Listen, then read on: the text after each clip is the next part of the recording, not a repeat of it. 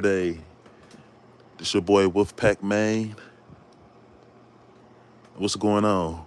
Hey, I've been checking out this new series by Vice called. Well, it's not a new series. It's a new season of the Dark Side of the Ring. Jeff Jarrett and the Battle of for TNA. And this stuff is so. This is crazy. It's like they finally revealing on what really happened backstage on uh, why Jeff Jarrett got fired and how he came back and how he just got screwed over pretty much by the new management that came in to try to help TNA.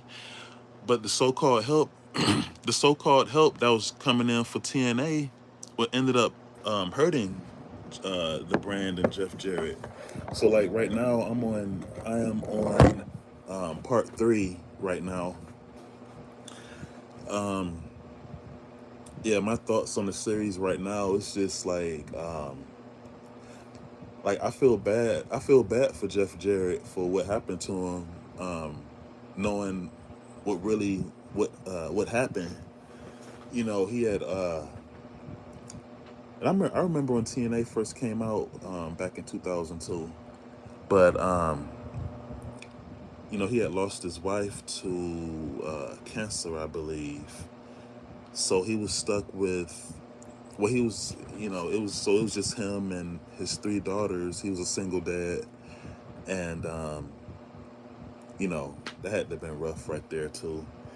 Um, he became estranged from his father after his father, Jerry Jarrett, after his father just pretty much left the company because he didn't like what the direction was going into. Um, he just didn't like the direction, so he purposely got himself fired. Um, what was that Russian? What was his name? Kozlov. He was buddies with Kozlov and ended up being at the WWE headquarters and took a picture with them there, and that's how he just got himself fired. So it was just Jeff Jarrett himself. They was going through financial struggle, so they had to find a new partnership, which was Panda. Hey, what's up, y'all? Hey, welcome in. Y'all hit that like button for me, please. Good morning. Welcome in. Um, Tyler, what's up? I watched that Battle Royal. Shout out to J Rod. I will be watching a championship match tonight on OVW. But back to this. Yeah, so Panda Energy and Dixie Carter, her father came in, and so this is like around the second part two right here. Um, Jeff Jarrett. They explained the relationship between Karen Jarrett and Jeff Jarrett. Now, Karen Jarrett was the former wife of Kurt Angle. Now, that. I did not know that Kurt Angle and Karen, they were already separated before he even got hired in the TNA. So when they were brought in to TNA, they were brought in as a package deal. Um, but they were no longer. I can't remember if they were already divorced, but they were already separated though. So um, they was explaining the relationship between how her and Jeff Jarrett became an item. Um, Jarrett, he was going through his drinking problems, and he lost his wife and stuff. He was still grieving, and in the wrestling business, you don't get time off to grieve and vacation and this and that. Like if you're like an executive, like if you're front office of a wrestling promotion, there's really no days off. Like I can say this because I'm there. Like I'm part of the stage crew with JCW. Like I'm there on set with Vince Russo and Violent J, Big Vito, everybody. So I see firsthand on how it goes. You go to town, you set up shop. Your talent gets there early afternoon. You start recording, um, shooting promos, going over strips. Scripts. Uh, you got people rehearsing lines. People in the ring going over their techniques and stretches and stuff like that. So I'm there firsthand. And shout out to Juggalo Championship Wrestling for all the love and support and the hospitality. Y'all been treating us good over here, and y'all been treating all the wrestling fans good. So, it's about the fans at the end of the day. It's not about me. It's not about Wolfpack Maine. JCW's like literally in my backyard. Like her post is only like 10 minutes away from me. So, well, back to this TNA story here. So, Jeff Jarrett and Karen Jarrett, they started seeing each other. So a lot of people backstage knew about them seeing each other, and so they had one big mistake right here too.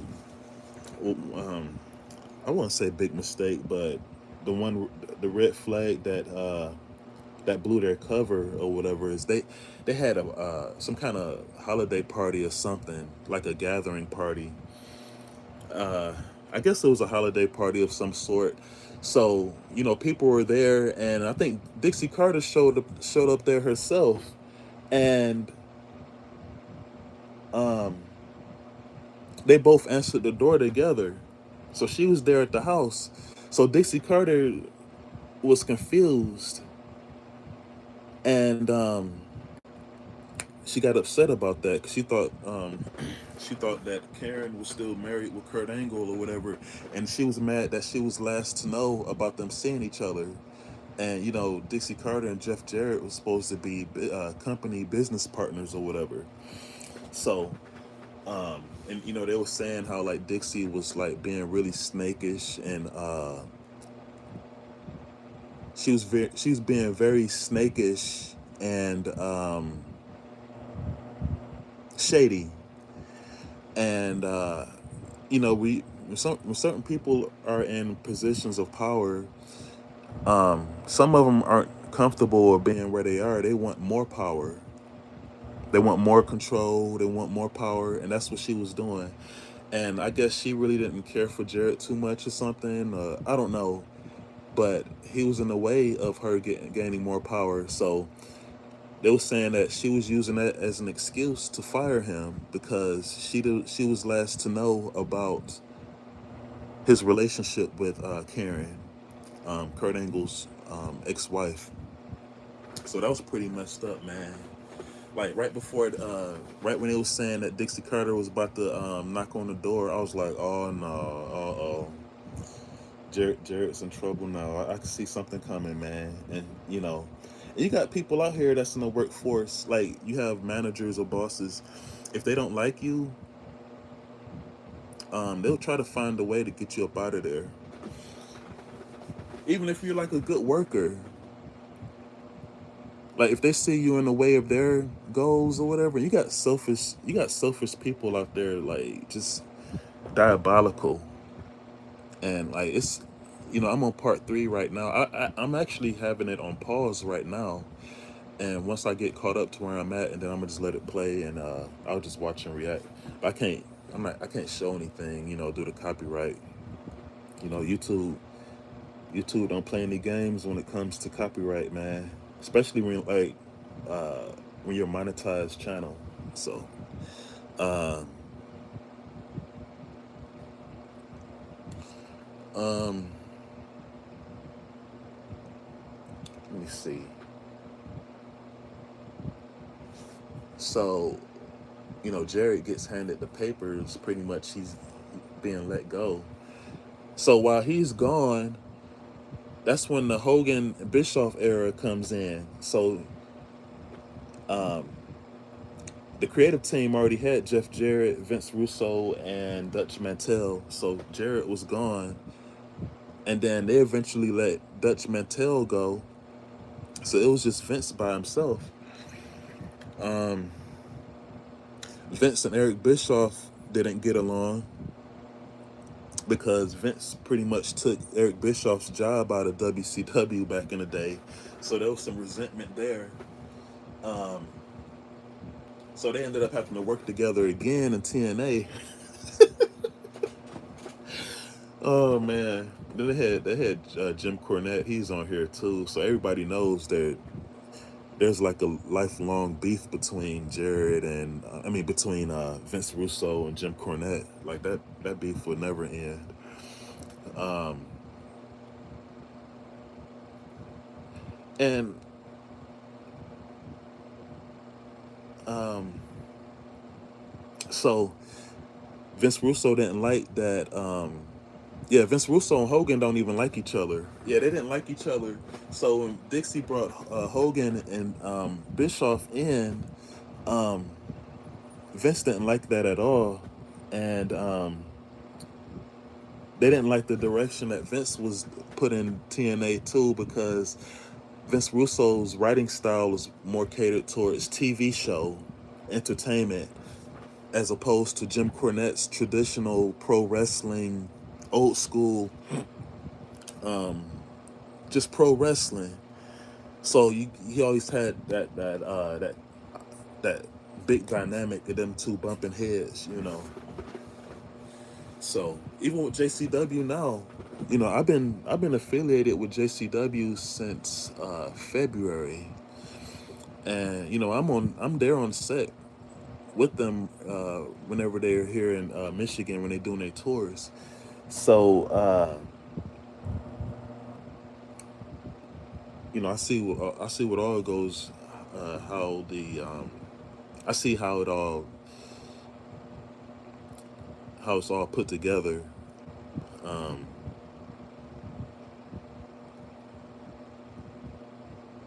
so um, Vince was saying that he said that Dixie Carter wasn't even there for TNA to help work and build for TNA. She was there to work for Hogan pretty much.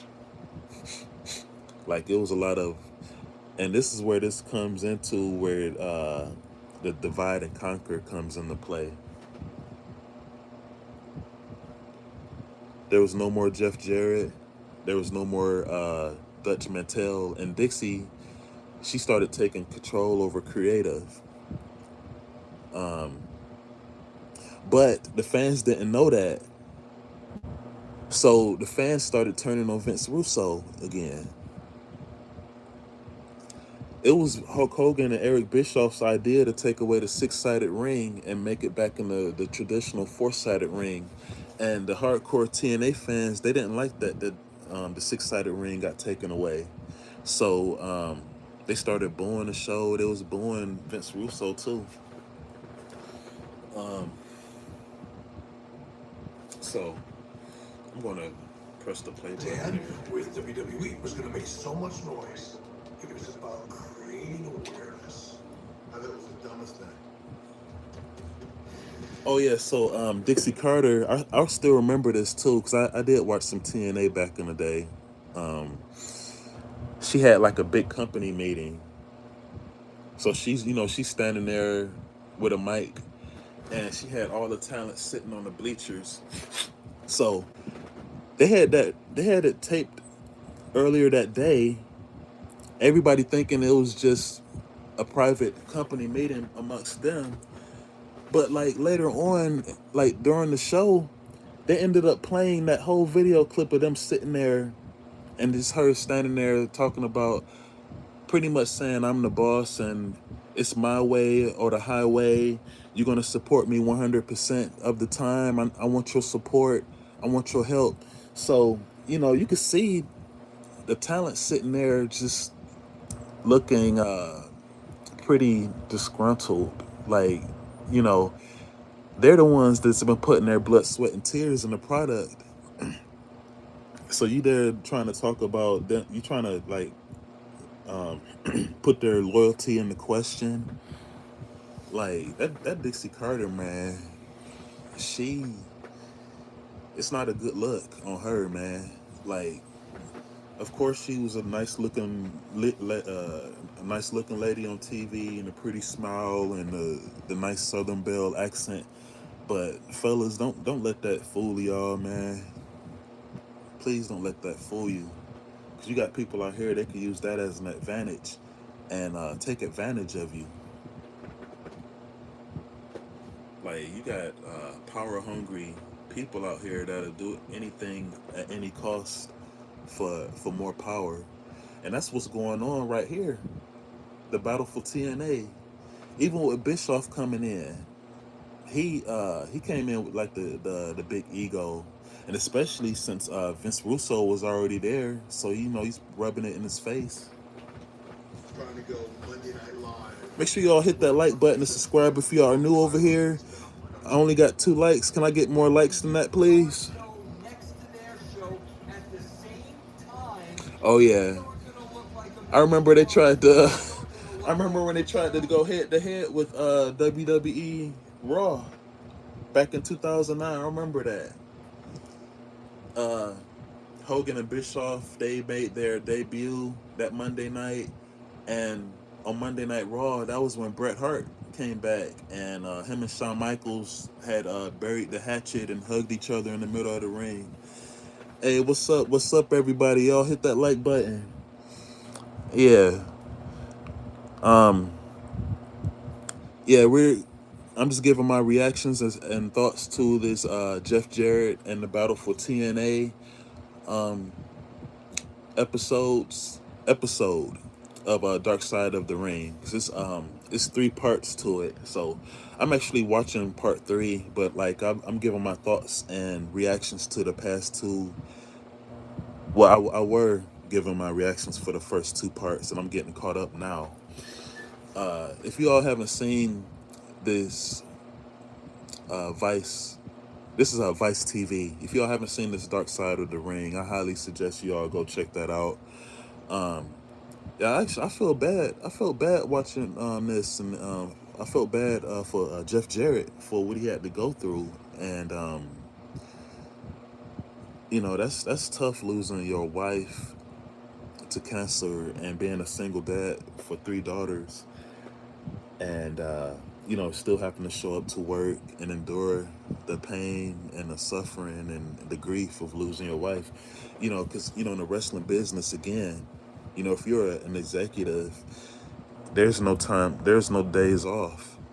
Like, literally, you have to be there. Hey, what's up, Riaz? Good morning. Good morning, Angie. Yeah, WWE and TKO, they don't have any vision, but dollar signs. That's all they care about is the dollar signs. Look at all the ticket prices, and look how they separated their product to all these different platforms. You got to have at least 6 or 7 different platforms to watch the whole WWE product. Like tonight. Tonight is Saturday night's main event. I'm gonna have to, which nobody really cares about.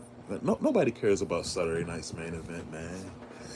I will be watching OVW tonight. Independence, it's something Independence. What is it? What is it called again? But my JCW homie, well, one of my JCW homies, J Rod, the Ultimate Athlete. She has a women's championship title match, well, title shot tonight. So, sending her our best wishes. One of the coolest women I met. Um, everybody's over at that I met at JCW is cool as hell, man. Um, she's big and strong and mean in the ring, but J Rod backstage, she's really a sweetheart. One of the most legit women I met. There ain't nothing fake about her, man. And yeah, shout out to the JCW locker room. They will be in Columbus, Ohio, the weekend of the think it's the 18th, whatever that Friday is. Friday and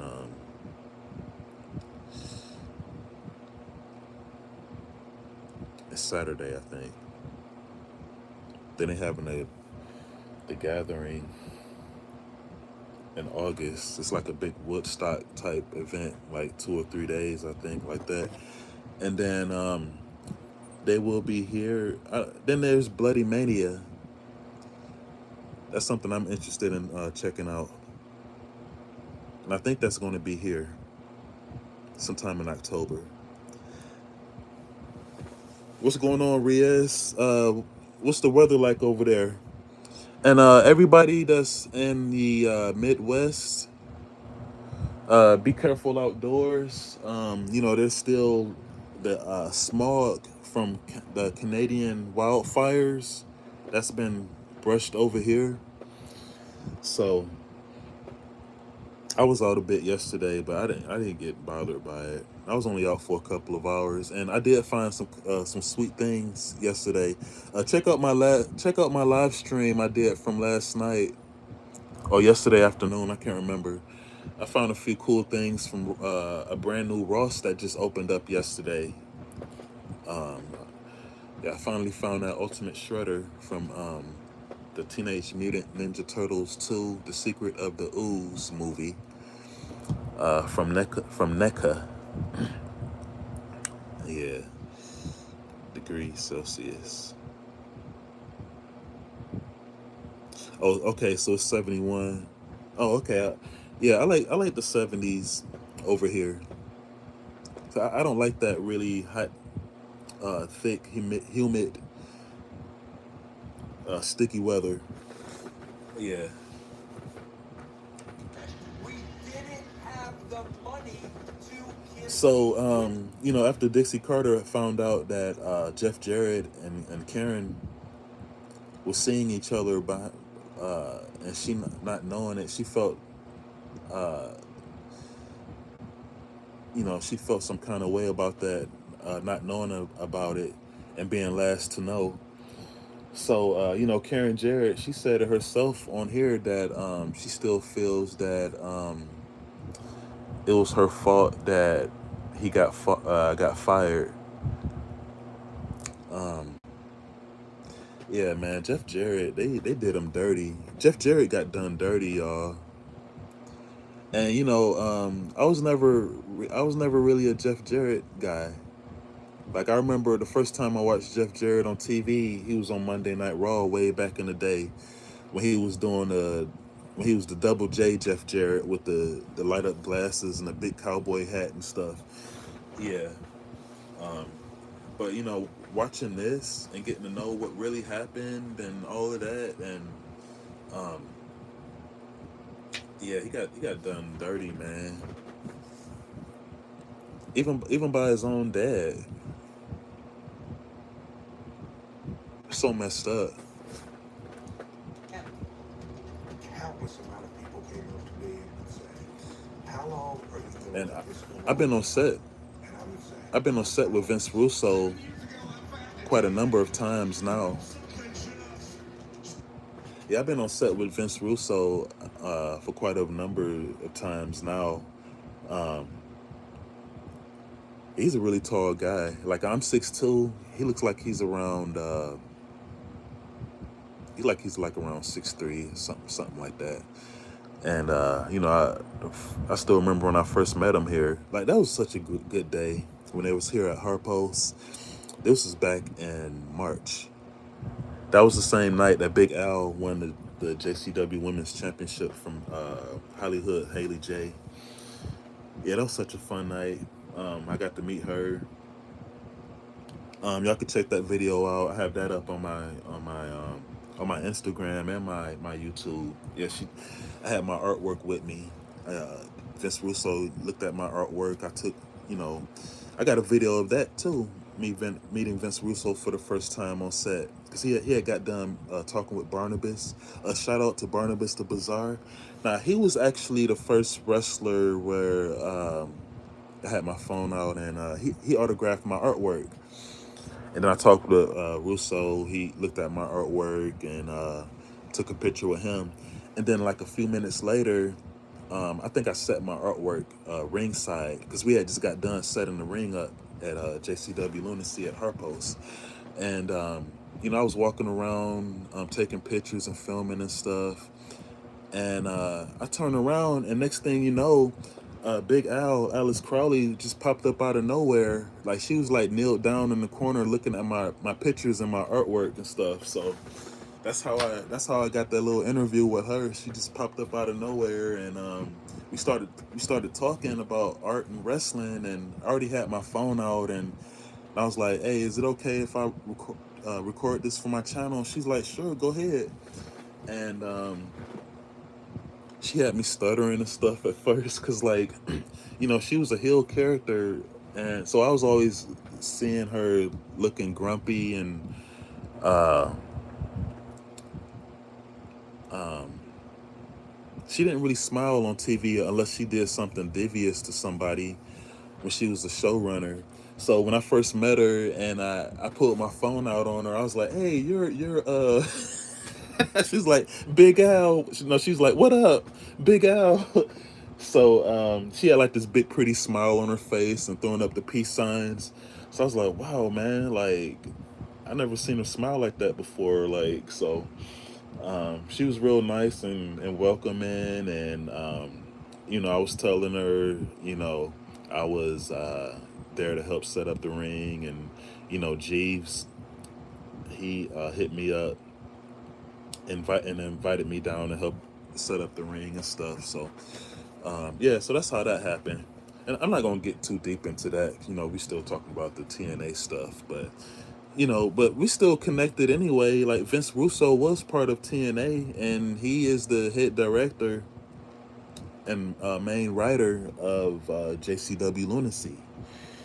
So, um, and he also Vince Russo. If it wasn't for Vince Russo, man, I didn't even know about all this stuff over here. Like I follow Vince Russo on his YouTube channel for it's been a few years now.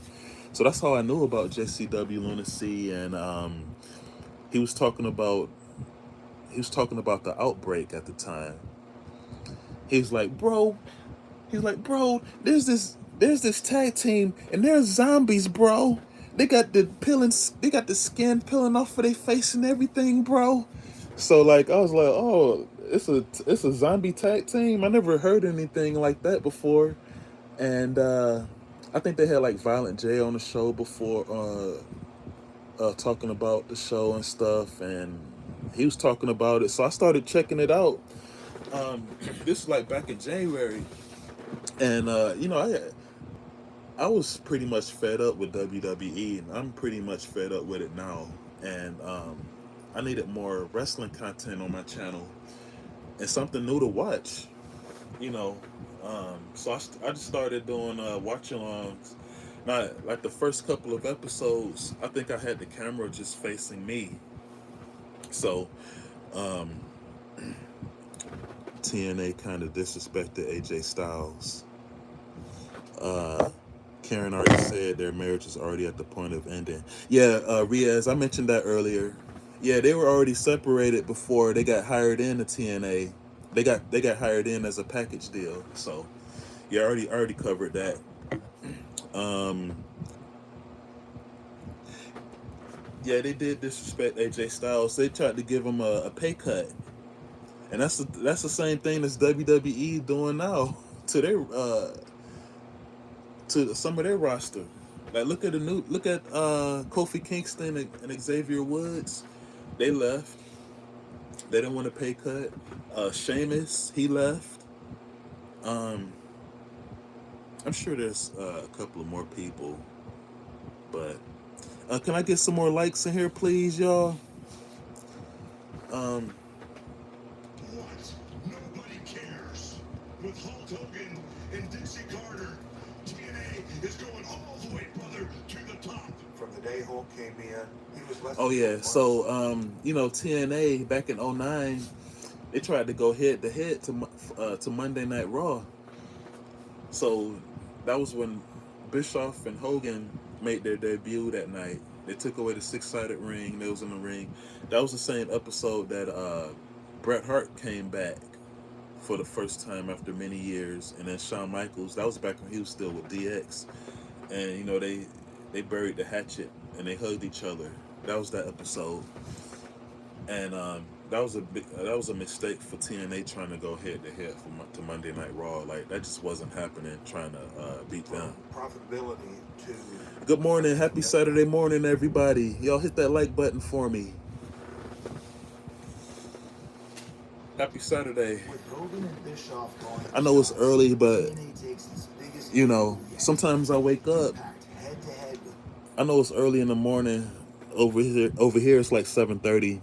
It was getting close to 7:30, 7:24, and it's times I wake up in the morning, and I have some. If I have some that creative energy, and I got something creative in my mind, I want to get right to it and get it out of the way. You know, especially now, like it's the summertime, the summer heat over here in the Midwest.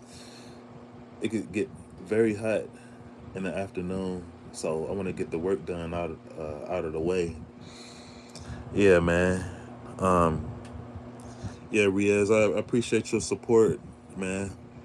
Um, what time is it over there? Like noon?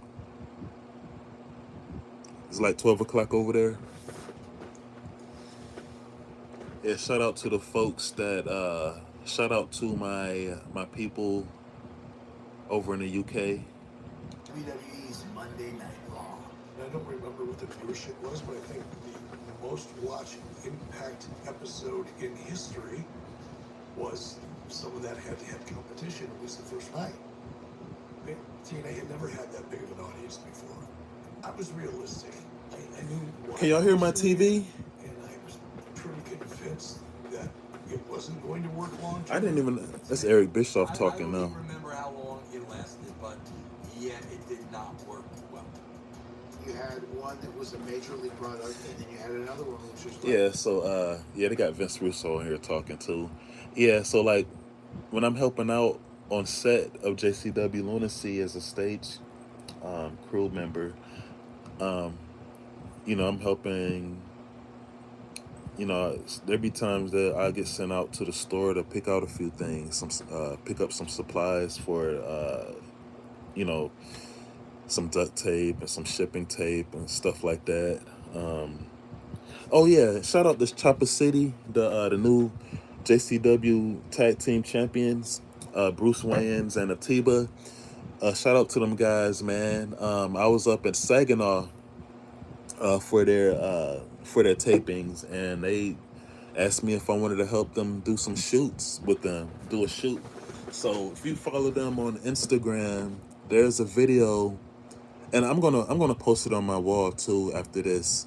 Um, there's a video up there they're doing their new championship entrance with their belts.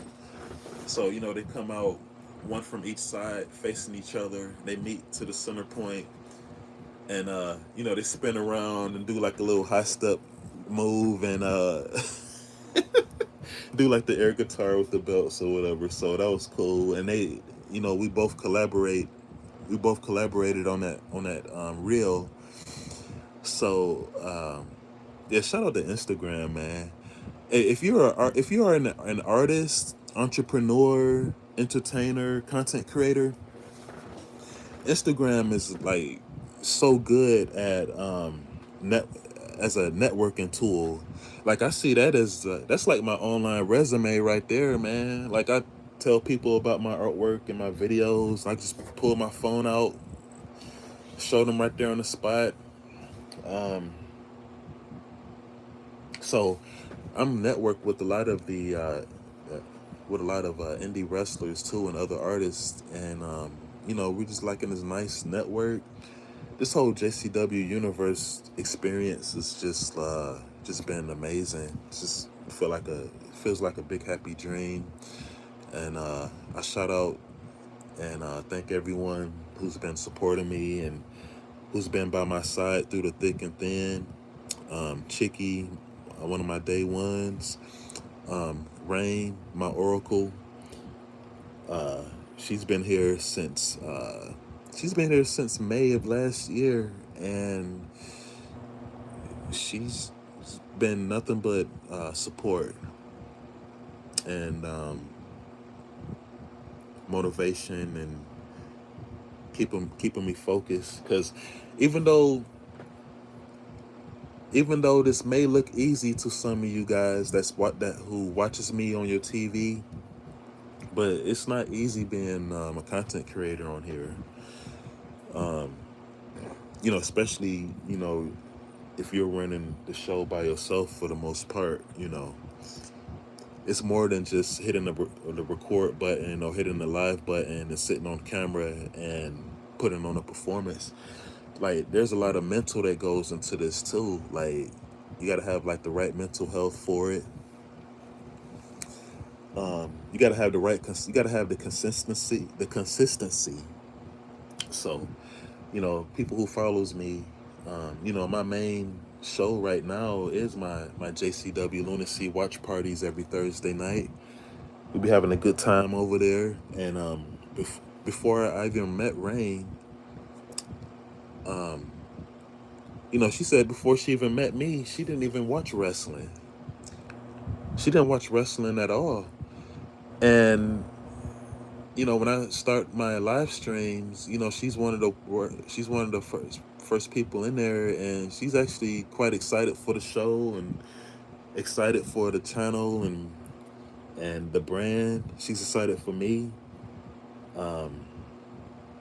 She's excited for even just and shout out to my members, my officers, my mods. I wouldn't be here without y'all. My replay watchers. Yeah. Um, Small product, up and coming. Unless you both have that major look, you can't really go head to head with the giant in the industry. It killed momentum. It made us look like amateurs trying to play in the big boy pond. Our house show attendance dropped. Our Nielsen numbers dropped. We yeah. would fly on the ass of a rhino. You can't do that. Hey, y'all heard what D'Lo Brown said?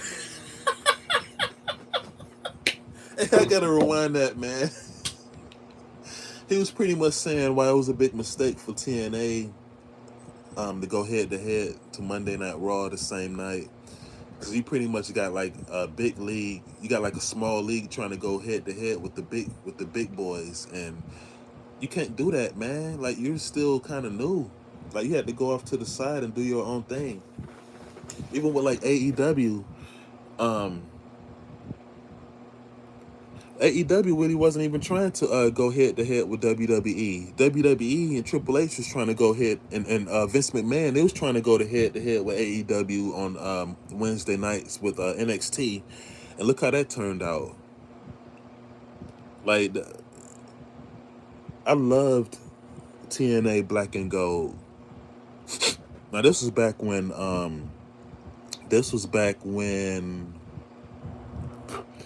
Sasha Banks and Bailey and Charlotte and them was still over there, and especially back when when Finn Balor was NXT champion back then, and around that time period when NXT was on the WWE network for an hour on Wednesday. That was excellent television right there, y'all. Excellent. That was must see TV right there. But they wanted to change things around. They wanted to make they wanted to turn it into a 2-hour show live to go head to head against AEW Dynamite, and it just wasn't good. It wasn't NXT wasn't meant for that, man. NXT was like it was more like their developmental camp. Even though that show was better than the main roster, and then the AEW, the NXT takeover shows, like their pay-per-views. Them NXT pay-per-views were better than the main roster shows. Like, so hype, and just the hype energy, the excitement.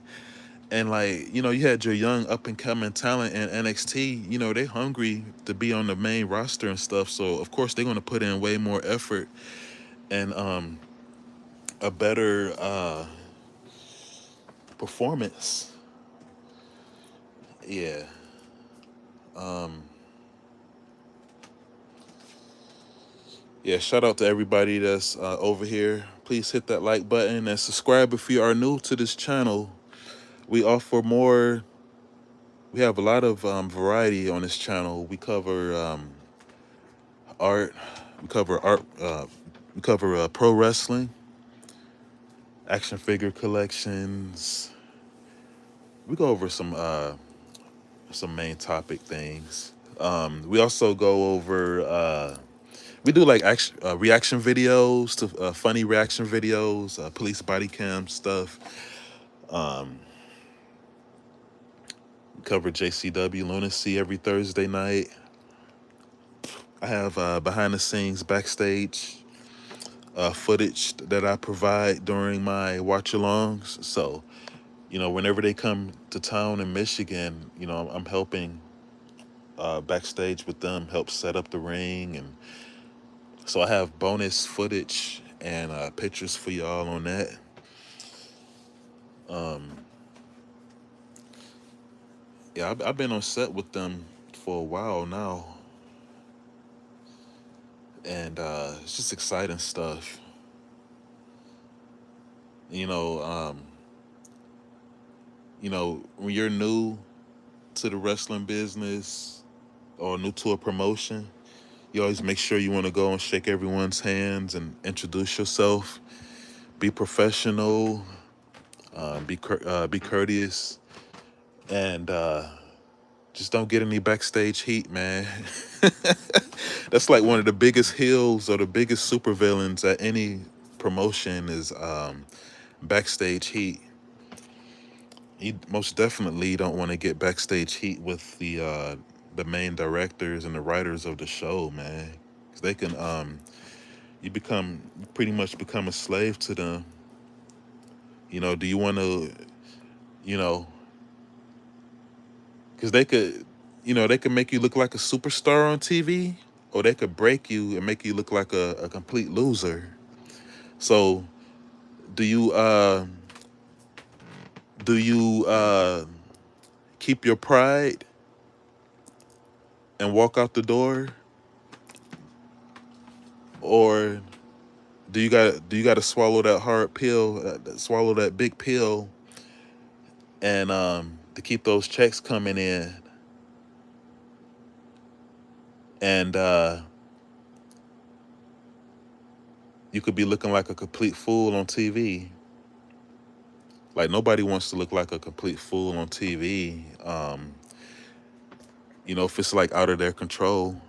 But you got people that likes to be a fool on TV. So you got people that even like on social media, you got people that seeks attention by any means at any cost. Even if they would sell their soul just to get like 5 minutes of fame. I'm not that type of person, man. You're not gonna see me on here just doing outlandish, goofy shit just to get clicks and views, man. Like, no, if you have respect for yourself and you know that you have the talent and skills to bring to your audience, you don't have to stoop low like that. So, always be courteous and kind. And everyone on the JCW Lunacy roster that I came across and I shook hands with was cool as hell, man. Like every time they tour here, man, it feels more like a friends and family gathering than just going to a wrestling show. Like it's all about the vibes with me, man. And I've been watching pro wrestling all my life, like literally all my life, like since daycare or kindergarten. Like my first match that I remember watching as a little kid was Andre the Giant versus Hulk Hogan, and that wasn't even at home. I was in kindergarten class. It wasn't class, but like it was like um, like when you're in preschool or kindergarten, they have like the latchkey where like they had the kids go into a room and they wait for their parents to pick them up. So it was like almost kind of like a after school babysit type thing until your parents arrived to pick you up. So I remember we would like sit on the floor and they had like a big projection screen. Can't talk this morning. So they had like the cartoons playing. Now this was like way back in the 80s, like in the mid 80s. I want to say like around 86, 87, somewhere around there. Yeah. Yeah, I was in kindergarten like around 88. So I want to say like around, I don't know, like 86, 87, somewhere around there. They had like the Jetsons playing on the TV and, Tailspin and DuckTales and all of that stuff. And sometimes they would play like the WrestleManias. So I remember the Andre the Giant versus Hogan match. I remember like this, and the only other thing I remember from that time there was it was like this big battle royal match, and uh, I just remember a whole bunch of big guys with bloody faces, and they had the football player guy, the Fridge. Um, that's what I remember. So my mom told me that one day she was just changing the channels one day, and I told her to stop the channel on WWF at the time. That's what it was called, WWF, the World Wrestling Federation, and they had to change their name to WWE, World Wrestling Entertainment, because there was another WWF around at the time, which was the World Wildlife Federation. So it was like a whole lawsuit going on with that too. So that's why WWF had to drop. They had to back in 2002. That's when they had to get the F out. Get that's what get the letter F out, and they replaced it with E. So that's how that came about. Yeah, man. Um, Good morning to everyone who's checking out my channel. Can't really go head to head with the Giant. All right, I'm gonna just keep watching this. Momentum, it made us look like amateurs trying to play in the big boy pond.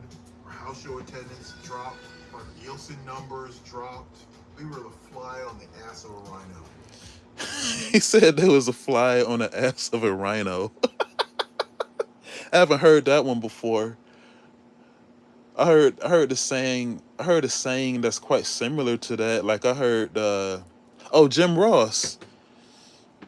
Man, prayers up for Jim Ross, man. Like he has to go have like another surgery uh on his brain or something. I don't know. But he said he had a saying where he's like a pimple on the ass of life or something.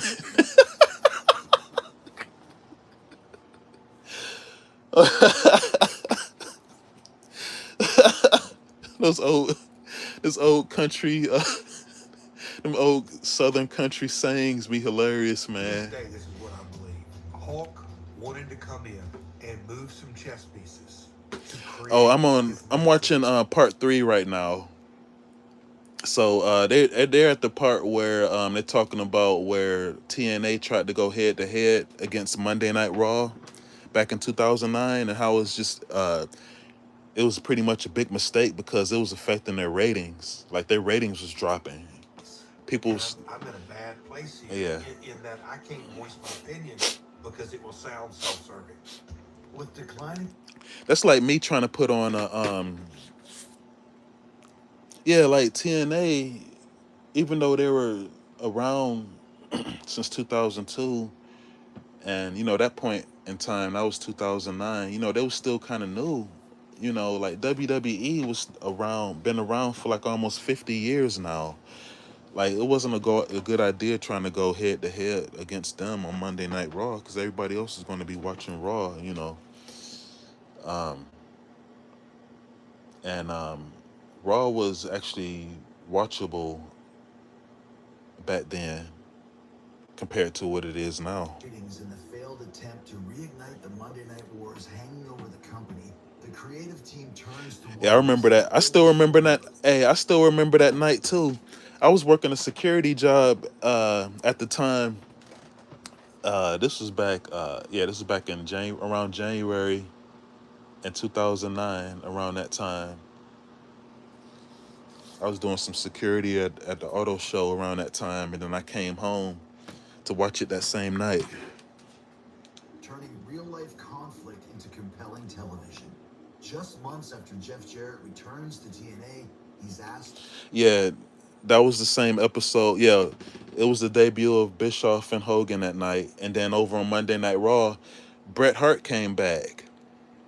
So you got way more people that care more about Bret Hart than Hogan. You know what I'm saying at the time. And then that was when Shawn Michaels and Bret Hart they had buried the hatchet and hugged in the ring. That was that episode. That's all I remember from that episode. Honestly, I'll have to go back and refresh my memory because damn, it's almost 20 years ago now. Like this is 2026.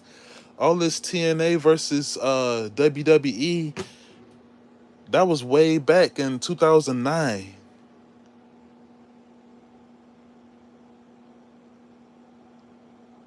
Yeah, and DX they came back around in 2006, 2007. They was beefing with the Spirit Squad, and then I think they went on a little hiatus again. Um, and then Triple H was gone for a while, so it was just Shawn Michaels by himself. Um, I don't even remember what happened to Triple H while he was gone. Because I remember Shawn Michaels, he was always get introduced as one half of the D-Generation X. Yeah. I went to WrestleMania '07 when they were here at Ford Field. And, Shawn Michaels was still DX Shawn Michaels then. and back into the ring. And look how young... Never forget this conversation. And if I could do a good Vince Russo impersonation, I would. But I get this, bro. How old were you at the time? And welcome to the channel. This story. Please hit the like button. It's free. If you're new to the channel, please hit the subscribe button. That is also for free. That way you will not miss out on my future live streams and uploads.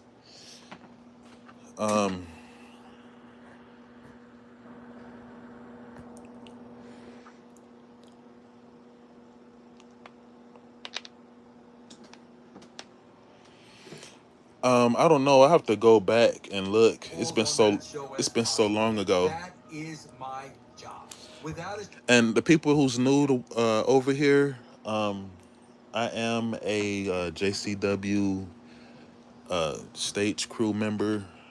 I kind of like intern with them when they come to town, and I partner with them. I cover JCW every Thursday nights during Lunacy watch party. So come and hang out with us, and go subscribe to Psychopathic Records, and oh yeah, and they have a new website now. It's jcwlunacy.net. So like everything you want to know, and with all the characters and extra content, you go over there and check that out. Yeah.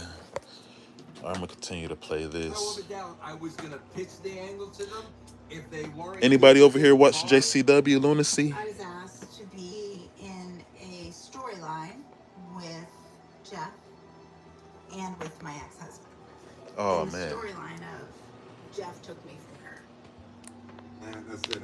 Okay, Vince. I know you and your crazy idea. Oh man, so they got they made a storyline to make it look like that Jeff Jarrett took Kurt Angle's wife away from him for TV, even though that Karen and Kurt Angle was already separated before they signed the TNA. So Jeff Jarrett actually laughing about it right now. You got to get some sign off. I've already done it. Can you all hear my TV? Is it? That's what turned my head. I said, do what? Yeah. I said, so Dixie signed off? Yep. Oh, let me rewind this. And I said, okay, Vince, I know you and your crazy ideas, but you got to get some sign off. I've already done it. That's what turned my head. I said, do what? Yeah. I said, so Do Dixie what? signed off? Yep.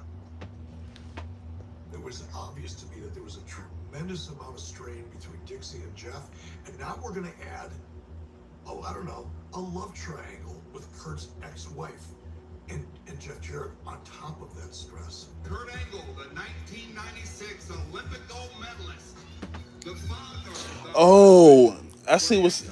Hey, I see what's going on now. Oh man, I see what's going on now. This is crazy. This is so messy, man. Oh, this is some messy stuff right here. So, yeah, cause I'm watching along right now. I'm on part 3. So Vince Russo, he's still at the company, but he's still in creative. He's still in creative, and Jeff Jarrett is he's not even in the office or whatever. But they had a love triangle storyline set up that got signed off on it. So I see this as Jeff Jarrett getting back at Dixie Carter for the way he's been being treated. So Vince Russo right now is like a strong ally to Jeff Jarrett. You know, because Vince Russo is still in creative. So that's crazy, man. I just sat back and chuckled. Jeff's the bad guy. And Kurt's this. Yeah, so they making so Vince Russo's having Jeff Jarrett's character turn into a supervillain now, going at Kurt Angle. American gold medalist that lost his wife. Yep, the American the he's like the Olympic gold medalist who lost his wife. And here's this evil bitch. This evil bitch. You got the American gold medalist who lost his wife, and this evil bitch of a wife. Hey, fellas. Hey, to all my fellas that's listening to me right now, y'all be careful out here with these women now. Y'all be careful. Like, you know, don't mix business with pleasure either. Y'all keep that separated. Not all women now. Don't be talking no shit and twisting my words now. Not all women, but you know you got some out there that, you know, if you piss them off, they can get really vindictive and revengeful, and they'll hurt you. You got people out there they'll tear you down so they can make themselves look better. They can make you or break you. Like, you know, with this channel right here, I've been working on this channel for going on for 4 years now. Like this coming October, which is not that far away, which is scary. It's only like a few months away. But like, I'll be damned if I let some goofy female come up in here and tear down what I had built here. Like, I built this channel brick by brick, and you know you know, you could spend years building a reputation for yourself, and your company and brand and stuff. And sometimes it could take a snap of a finger to take all of that away. So please be sure to surround yourself with people who's out for your best interests and wants to see you do better for yourself. Like, I believe in, when it comes to friendships, I believe in quality than quantity, because you can't call everybody out here your friend. And especially at the workplace, man. You go to work to earn a living and get a check, do your job and go home. Don't The workplace is no place to go and make friends, y'all. Like y'all can be cordial. Y'all could talk about the ball game or something like that, but don't get too personal and buddy buddy, because people will turn on your ass. I see so I can see through so many people now. Cornette said Kurt was already dating one of the knockouts before Jeff and Karen got together. Huh? I wonder which one. People wanted to root for Kurt. It was easy for them to hate us. It was only a matter of time before the whole world saw Karen and Jeff for who they truly are. You add the story to it and just start stirring the pot. Hey, y'all remember this? Y'all remember the love triangle between Edge, Matt Hardy, and Lita? That was some messy stuff right there too, man. Like you don't want that to happen. But shout out to Matt Hardy though. He ended up bouncing back. He got, man, I think he got like 3 or 4 sons now. Got him he's married to Ruby Sky. Now that's a woman you don't want to piss off now. Matt Hardy's wife, Ruby Sky, I think that's her name. You do not want to piss that woman off. Hell no.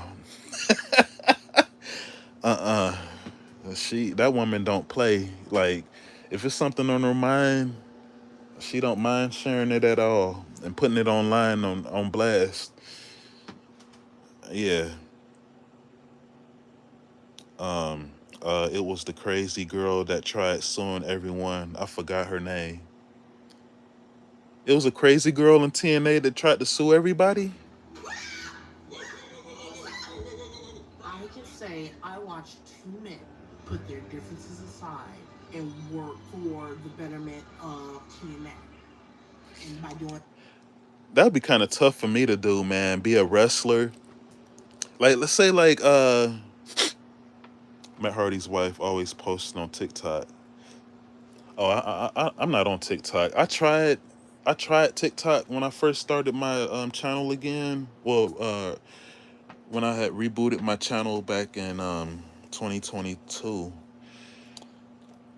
TikTok it was just too busy for me, man. Like I don't like opening an app and all this goofy shit all in my face. Soon as I open it up. Like I don't care about all these little TikTok dances and these house moms and their daughters doing these goofy oh, like I'm mainly on YouTube and Instagram over here, and then sometimes on X. But like X, man, it's like I feel like nobody even see my stuff when I post over there, and like I was never really big on social media like that. Before I did this channel, like I'll be on social media to hang with my friends from high school and college or whatever, but I do it more so now for my brand and help promote my channel and my art and stuff too. So of course I'm gonna do that. All right, let me press the play button. I don't want to. Any action figure collectors in here? Any damn,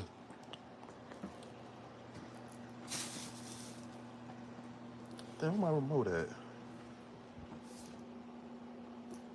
Oh, here it is. I'm out here walking around the room, placing the remote somewhere they else. stepped in that ring for me too. And I madly All right, I'm gonna cut down on the talking. It by far, to me, was the most productive storyline TNA ever had. Oh, I was gonna say like like me as a wrestler, it'd be it'd be hard for me to work with another wrestler, knowing that they've been seeing my ex girlfriend or ex wife. That's really tough right there. Like you know, you really got to put your differences aside to the side to work. Just like that was Awesome Kong that was talking right there. She's on this episode too. Yeah, shout out to Awesome Kong. She was one of my favorite female wrestlers back then too. I was always into like the powerhouse female wrestlers compared to like the other ones. Like I like I like powerhouse wrestlers, female wrestlers, and like some of the like the high flyer ones, like Io Sky, Rhea Ripley. And I'm a huge fan of J Rod now, the Ultimate Athlete. She's pretty much like a female Goldberg slash Brock Lesnar. So she has the size, strength, and speed. And she ain't no joke, man. Real nice lady. I've been working with her on set. And y'all can see the pictures we take. I got a lot of pictures with the wrestlers there on my Instagram, and then some on my YouTube wall, community wall. Y'all take pictures with y'all take pictures with her every time they come here on tour. The downfall is She autographed my artwork. Oh, and I have a short up that's live now with me in the studio, handing her one of my paintings I autographed for her. Right there in the studio. You see, you can hear Vince Russo in the background. I even show him for a quick couple of seconds. Y'all go check that out. people believed it. They thought it was. If any of my moderators are here, could you please share some of my latest videos? Let's see here. Um, oh, it was Raka Khan. Oh, I forgot about that. He was. I did hear some rumors about them seeing each other. I think Kurt was hurting too much mentally, physically. Yeah, he was going through a whole lot back then with with um, the pain pills. Yeah, and people just don't know people just don't know the type of lifestyle that the wrestlers go through, like the punishment that their bodies go through, and then there's mental health that goes with that too. They're constantly on the road. They're driving, going to different cities. Um, they still gotta work out, um, help set up, break down, drive to the next city, work out. Like, but most of the indie wrestlers, they mostly do that for the weekends. Like most of the JCW wrestlers, um, they do their shows like on the weekends here. And some of them they wrestle for other promotions too. Like J Rod, I get comments online. she's with Like, us with when you turn JCW, okay, and I'm like, and she's with OVW too, you do realize that and a few other promotions like Big Al, Alice Crowley. She just had a match with Giselle Shaw. Shout out to them. Maple Leaf Wrestling. So you got your. That's the cool thing about this. I've been having a really good time, really great time. Uh, Being part of JCW and just the whole indie wrestling experience. Uh, you get your favorite wrestlers. You can just follow them, watch them on YouTube. They could wrestle, watch them wrestle in other promotions and stuff. So it always stays fresh. If you're in WWE, you're stuck. You're stuck there. Like you can't wrestle for other people.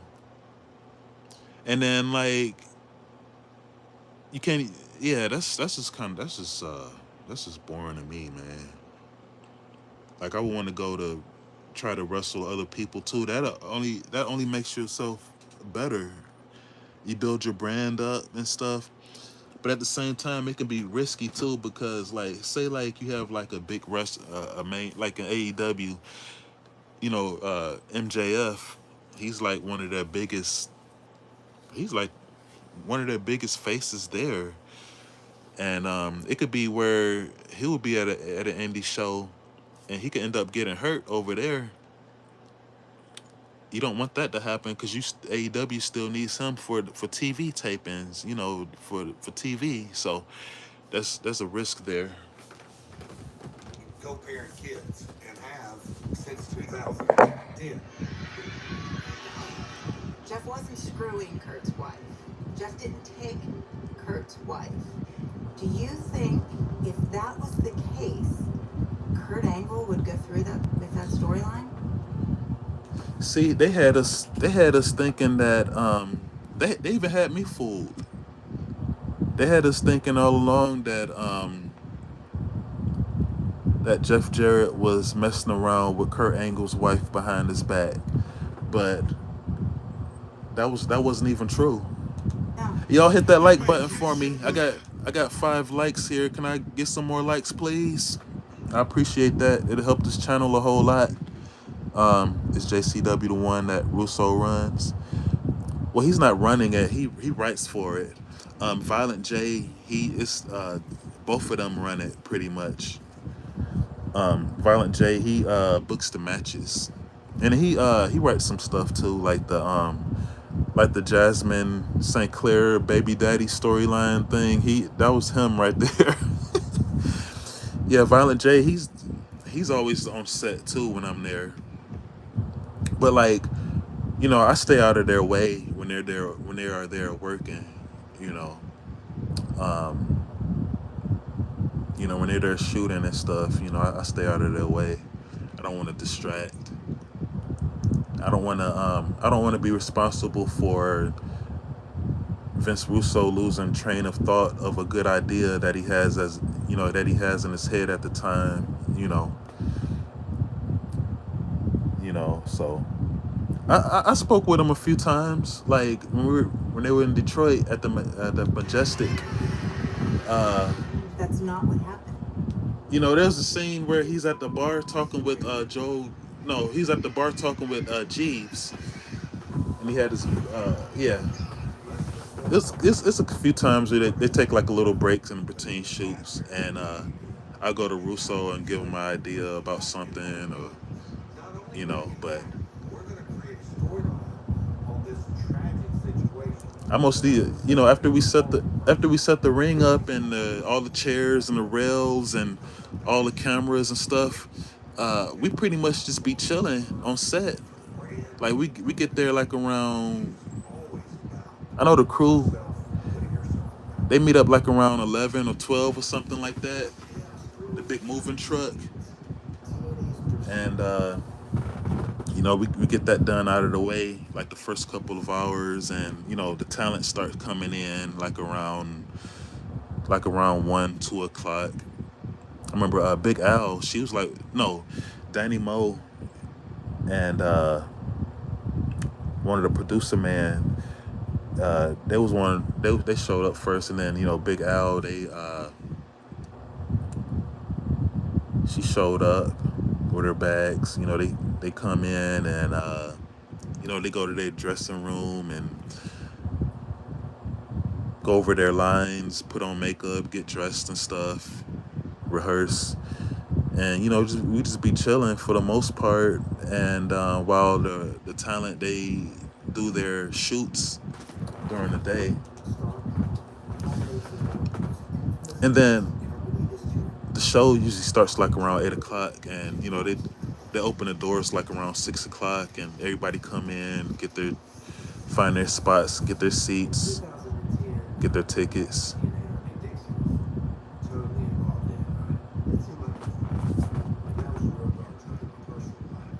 I always go back to that night. Oh, you talking to Jeff Jarrett? I mean, Jeff Hardy. Everybody backstage pretty much knew that Jeff was involved in drugs. Oh, they about to talk about the Jeff Hardy part when I'm in the truck I'm directing, and it's the main event. It's the last match. the Jeff Hardy versus Sting. Y'all remember that when Jeff Hardy came out there all messed up? What did you know about this match? And I goes, hold on a second, hold on. Jeff comes up, and within seconds of being around him, I know he's not in his right state of mind. I can just tell. I had wrestled earlier, and I remember being so excited for Jeff to be in the main event against Sting. Yeah, shout out to the Hardy Boys. Obviously, Jeff was getting ready to go out, and someone had buzzed me said Jeff is not in a good state. And You said Russo and Cornette need their own episode. Well, we already know that would be something for the new fans or whatever. A Dark Side of the Ring between Russo and Cornette. I think everybody know their story now. It's just pretty much it was pretty much, at the time, it was pretty much like the Jerry Springer TV show writer versus the old school traditional pro wrestling promoter. Like you had two opposite sides.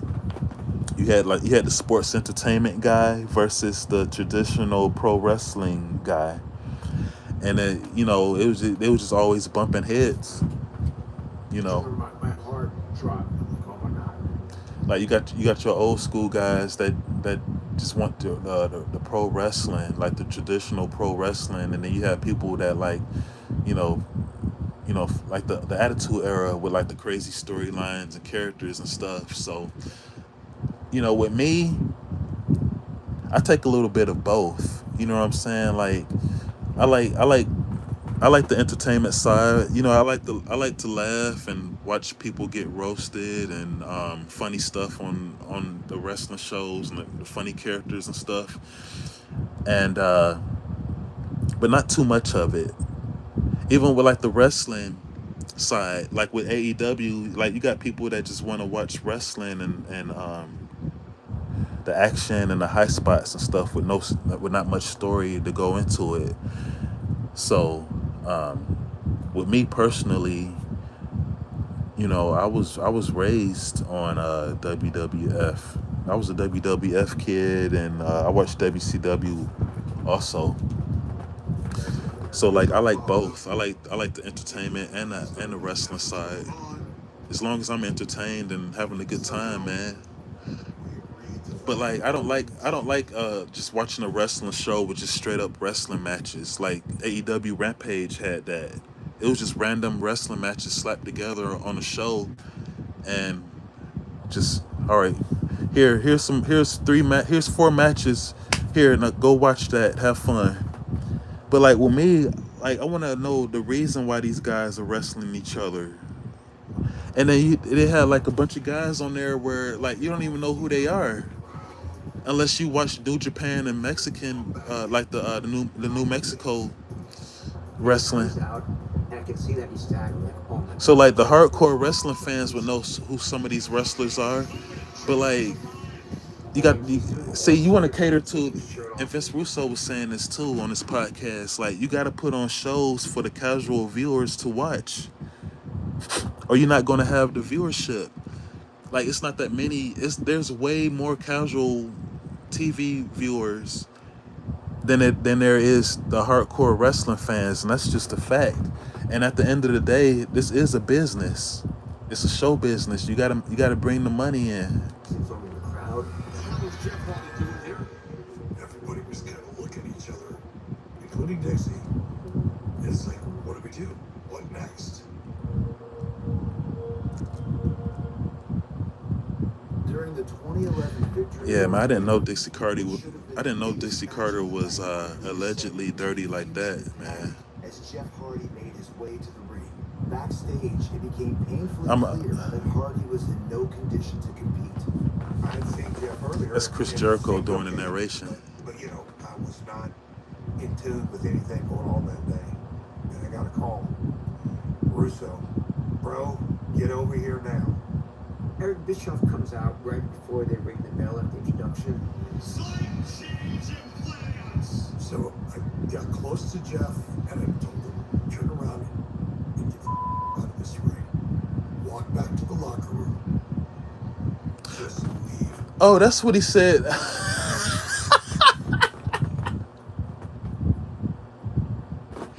Hey, that was Eric Bischoff right there. He just said that. So we now know what he told Jeff Hardy in the ring. When you remember when Jeff Hardy was all he wasn't in the right mind during that match with Sting at Victory Road. Victory Road. So Eric Bischoff just told him, get the F out of this ring. Turn around and get the F out of this ring. Nothing. Didn't register.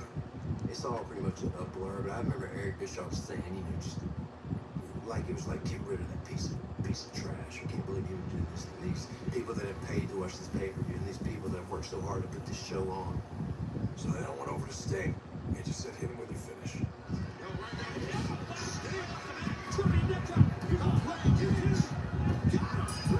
And he went over to Sting. You saw and told him to Jeff hit him Hardy with his was in that finish. ring. I mean, could Shout you out to believe, Sting. just drug addict that had given up on himself to be that irresponsible and that dangerous to go out there with somebody else's life, it's in your Can you all hear my hands. TV playing? Protect. It was just so careless and reckless. I'll never forget coming back from the hotel. I went straight to the truck, went to play back, and just said, "Hey man, what actually happened?" They just showed me 15 seconds, and I'm like, "I got it." I got real angry at first. How in the world could you let him walk through that curtain? And then I began to hear a few different versions. I knew the reality that was I could only make things worse, so I left. It was embarrassing for everybody involved. There's a million right choices and one wrong one, and we did the wrong. At that time, I felt confused in that how did Jeff get himself to a spot he couldn't go before? Yeah, why did I had it? no comprehension I, of what that is. yeah, they shouldn't let Jeff Hardy Cunning, be there baffling, and it's like powerful. that. I hope that people have forgiven me. Forgiveness is such a huge thing in recovery, man. And forgiving yourself can be super hard, when it comes. And it took me a long time to forgive myself for that night. But ultimately, that was me, but it's not me. That's what I was, but not what I am. It was like the drug addict Jeff Hardy died that night because, in a way, I needed that to realize how bad I was. That was the wake-up call that it took for him to totally stop taking pills altogether. So that is the only... Yeah, both Matt and Jeff Hardy, they was going through their they had their demons that they had to go through back then, and with the alcohol and all of that stuff, they was going through some bad stuff back then. But thankfully, they're doing much better now than they was before. Yeah. Make sure y'all hit that like button for me. That I can say came out. Man, I got like another 45 minutes to go. Jeff, I hate that it happened to the brand. I hate that it happened on Dixie's watch. She moved me out. She's in. So no matter who you put under her, she's ultimately responsible. And this happened on her watch.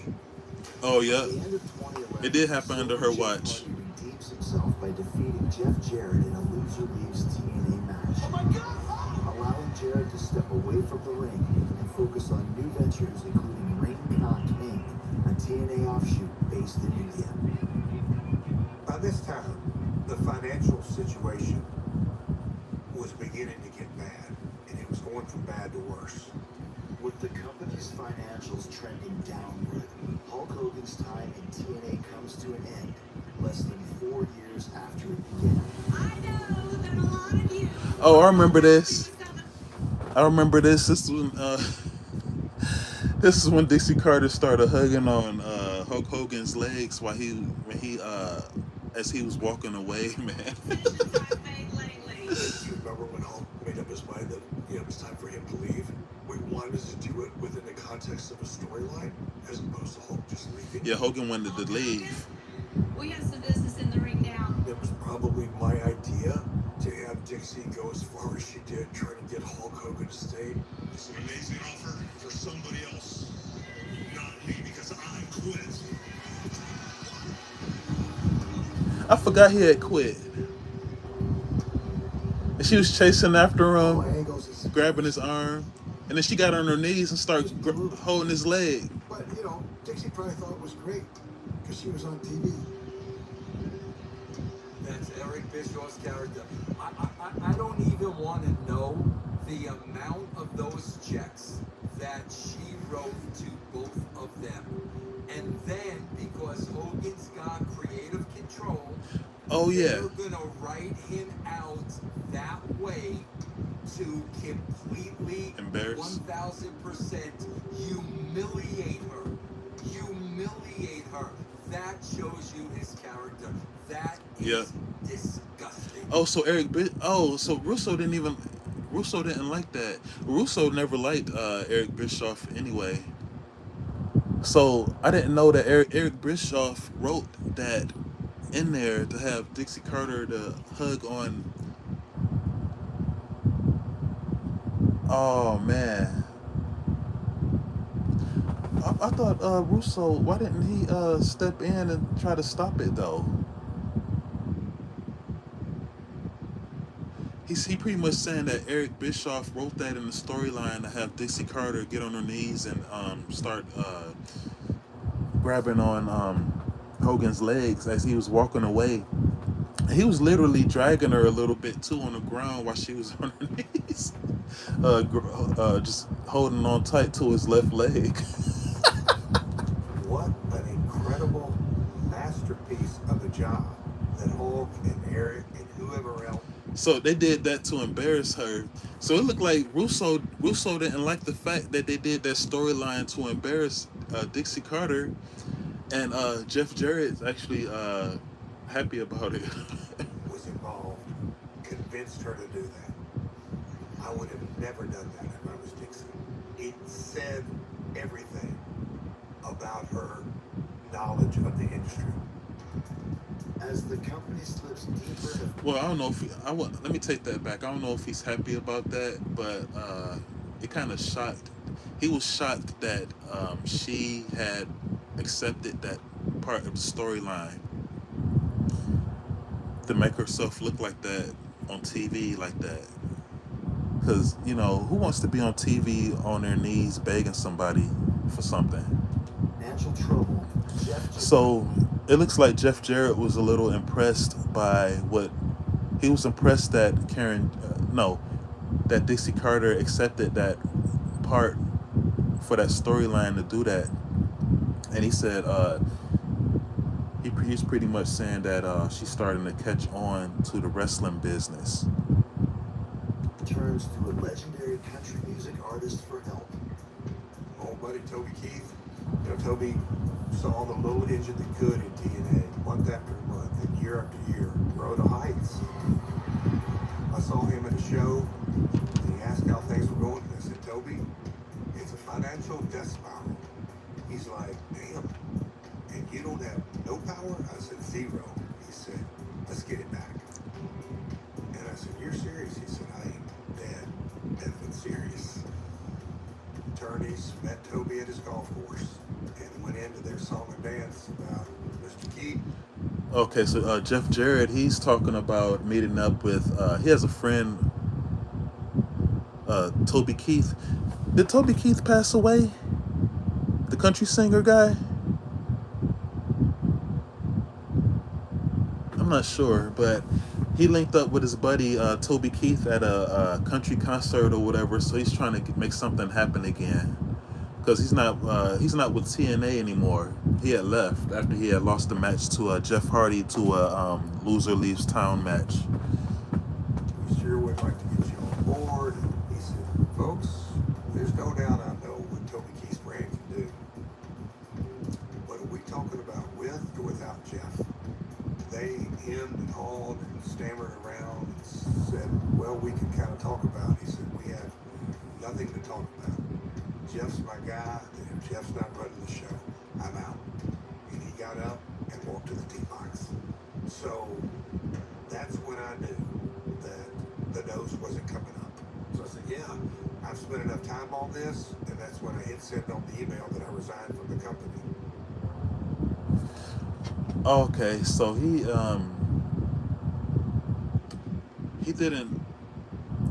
was off TV. Jeff Jarrett, after he lost the match to Jeff Hardy for the loser leaves town match, he was written off TV so he can take some time off or whatever. So like after he met up with his friend Toby Keith for other business ventures, he officially resigned from TNA at that point. And I think that's when when the Global Force Wrestling and stuff started coming in, and when he was trying to do the sell gold or something. We'll see. Though Jeff Jarrett departs TNA, he remains determined to make his mark on the wrestling business, launching a new promotion, Global Force Wrestling. Yep, here it is, Global Force Wrestling. Yeah. Together and made the company in 2014. I ran the Grand Slam tour. Damn, that was 2014 already? Damn. Old Canadian buddies from Anthem acquired TNA. Dixie was essentially reduced to a few points, if you will. point where Bob and Janice Carter, Dixie's parents, had had enough. We've spent enough money, so Dixie was out and Anthem took the company over. And they had wanted to change the TNA name for years. They changed it to Impact, because at least that was less offensive than the childishness. The new owners of TNA get together with Global Force Wrestling. I'll never forget Ed Nordholm from Anthem Sports and Entertainment. He said, "Oh, I know you got." See, I remember all this stuff, and it's not because I wasn't even watching TNA anymore around this point. I found out all about this stuff through just like the Dirt Sheet podcast shows, like the behind the scenes. So I was always into like the behind the scenes stuff when it came to pro wrestling, because it was like the drama and stuff that happened backstage was like way more. It seemed like it was way more entertaining than the stuff they had on TV or whatever, you know. And I always like to keep up to date on wrestling news and stuff like that. And I was never into like spoilers and stuff like that. Like, so let me continue this. The old brand merging together. Karen was very skeptical. He had PTSD from hearing that. I think Jeff thought, hey, I did this once. I can do it again. A lot changed in the world of wrestling and network TV. Man, we can make this thing run again. I'm taking the joint back over. The place that I built. When Jeff came back with Anthem, it's probably the darkest episode of Jarrett. Yeah, so Jeff Jarrett ended up coming back to TNA, but it was under a different name. He had reached out to another company out in Canada because he had some friends up there called Anthem. This company called Anthem, and Dixie Carter and her parents, they were losing money. They said they felt they were spending too much money and they wasn't getting much in return, so they pretty much left. They left, and Anthem took over, and they changed the name from TNA to Impact Wrestling. And I think one of the mistakes Jeff made when he came back was that he was kind of like on a revenge tour. He wanted to stick it to Dixie. He wanted to stick it to everybody he felt was not on his side when he left. I kind of knew in my heart of hearts that I was struggling. In less than 2 months, the realities became crystal clear. Man, what did he say? Oh, let me rewind that bit. We can make this thing run again. I'm taking the joint back over. The place that I built. When Jeff came back with Anthem, it's probably the darkest episode of Jeff Jarrett. And I think one of the mistakes Jeff made when he came back was that he was kind of like on a revenge tour. He wanted to stick it to Dixie. He wanted to stick it to everybody he felt. Oh, okay. I'm glad I rewound it. This other director here, he was saying that after Jeff Jarrett returned to Impact with Anthem, he said that was the darkest he ever seen Jeff Jarrett, and he felt that he made a mistake by coming back. The biggest mistake he did by coming back was he felt like that Jeff was back to do a revenge tour, to stick it back to Dixie Carter on how she screwed him over, because he felt that he was the one he really did build TNA from the beginning. Just to have somebody else to come in and fire you, and then have them, and then make you work for them, while the company you had built just to watch it fail and crumble before your eyes, and it's not much you can do about it. Yeah. Not on his side when he left. I kind of knew in my heart of hearts that I was struggling. In less than 2 months, the realities became crystal clear. I was fed a bunch of bullshit. That here I am now, merging the brands, and there is no money. And so if people thought I was angry or upset, they were right. He was a shell of the human being that he was. Damn, he said he was trying to merge the companies together, and There was no funding. There was no funding. St. Jeff. He was so broken. I felt sorry for him. He was worried about taking care of me, taking care of our kids. Part of me justified his drinking.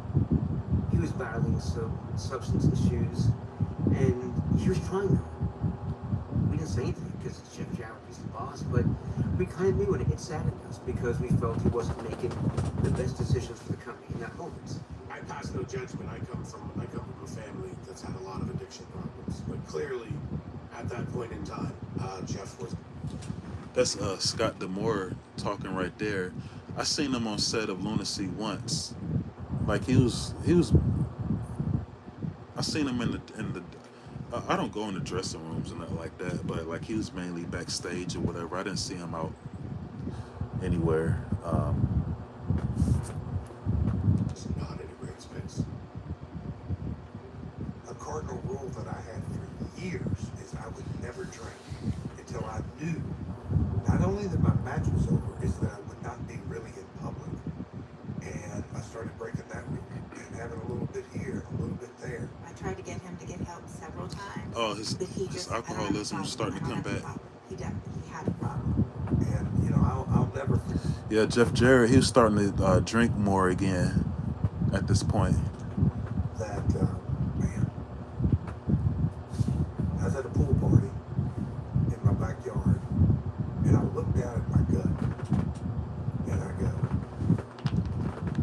I don't know what, I'm never going to have a beer gut. And that day, I switched to vodka. Literally that day. That was not a good decision. He would start drinking at 10 a.m. or he would drink all day. I wasn't just watching from the outside. I was living it. He was killing himself. With his drinking problem worsening, Jeff leaves Karen behind and travels to Mexico for Triple A's Triple Mania, one of the country's biggest wrestling events. Oh yeah, he came out there all drunk and stuff, didn't he? So many different times. Flew down on a Friday morning, show on a Saturday. That entire Friday, I was called to the building, hang out in the dressing room, we'll come get you for rehearsals.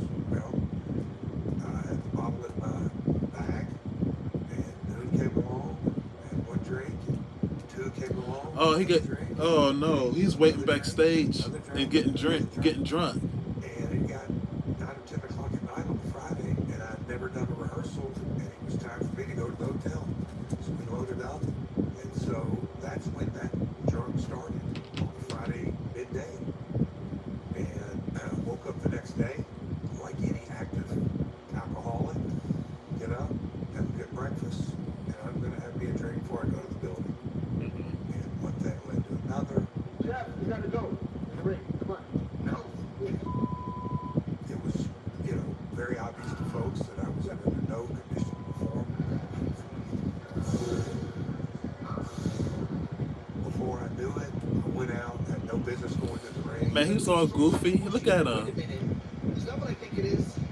He's throwing out tortillas. Amazing that Jeff Jarrett would travel all the way to Mexico City from Hendersonville, Tennessee, to disrespect and mock Oh, this no. crowd and their culture. Oh no, don't do that. Hey, Jeff Jarrett came out. So he had a match. He was coming out for a match at Triple Mania, Triple A Triple Mania over in Mexico. And so he's all goofy and drunk backstage. He didn't even do rehearsals because he was busy drinking all day. And so he comes out there.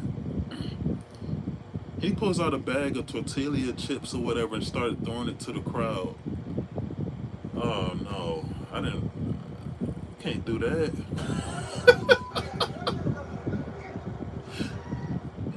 It was an ugly situation. So people was finding it offensive down there. Like, why would you fly all the way down to Mexico just to throw tortilla chips in their faces? Like, that's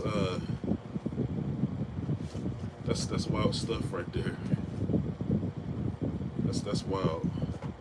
Y'all hit that like button for me. I only got 6 likes. I've been streaming for like almost an hour and a half now. Y'all help me out now. Giving y'all some live action. I'm giving y'all some live reactions to this dark side of the story. Happy Saturday morning, everybody.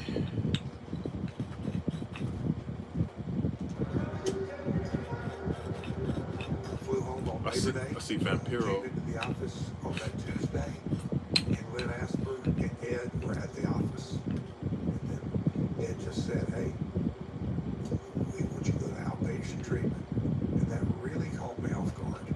When the decision. Oh, he just got pulled into a meeting, and they want him to go to rehab pretty much. Yep. He could have got fired. You know? Yeah, don't drink on the job, y'all. That's stupid.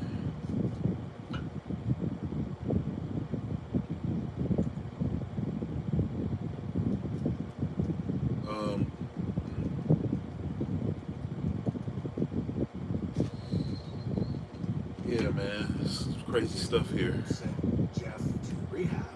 At that point, I think Jeff was pretty mad at me. And I said, if Jeff never talks to me again, but gets clean, I'll be okay with that.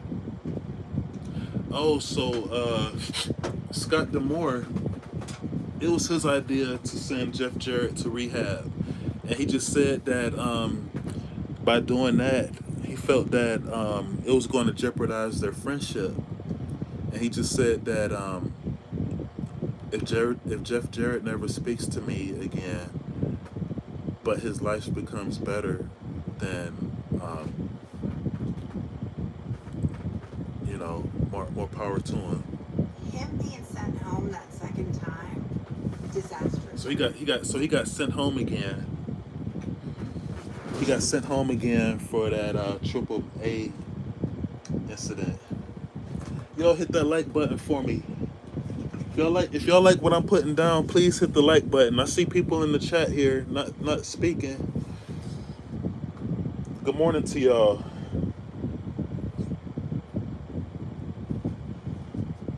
What y'all up to today?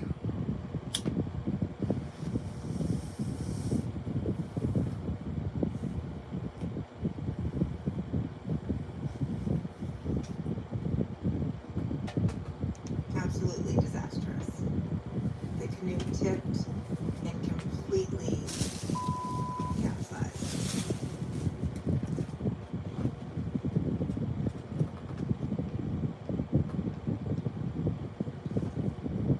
Him being sent home that second time, disastrous for him. Absolutely disastrous. The canoe tipped and completely capsized. She said the canoe tipped. Once again sent home from the company he helped build, Jeff Jarrett enters outpatient treatment for alcoholism. I cleaned my office out. He said, "We got 6 weeks, and let's get this thing under control." I went to outpatient treatment for 4 hours a day for 6 weeks. Outpatient treatment. In front of the class, took the best notes, put on the mask of Jeff, the outpatient, that's going to kick this drinking problem's ass. And there was a double shot in Calgary and Edmonton. The following Fridays when I got on the plane to sit down in first class, the stewardess came by, and she's got her little notepad. She said, "Mr. Jarrett, can I get you anything to drink?" And I literally said, "I'll take a double rum and coke." Oh no. At the time, I had no idea how much of a denial I was in. I drank all the way to Calgary, and after it was over, Damn, so he's still drinking on the plane even though he's going to rehab.